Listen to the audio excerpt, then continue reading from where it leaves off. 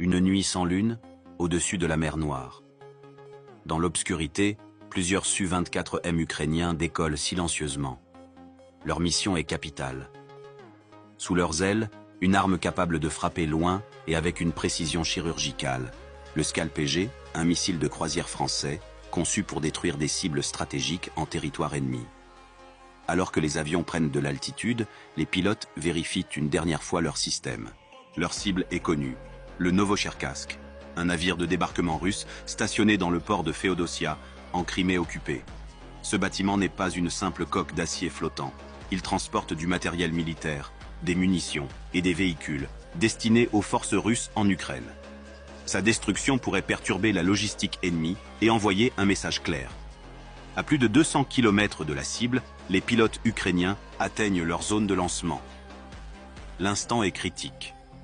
Dans le cockpit, chaque geste est précis. Enfin, l'ordre est donné. Les Scalp-G sont largués. Aussitôt, les missiles entrent en action. Leurs ailes se déploient, leur moteur prend de la vitesse. Ils plongent immédiatement à très basse altitude, se faufilant à quelques dizaines de mètres du sol.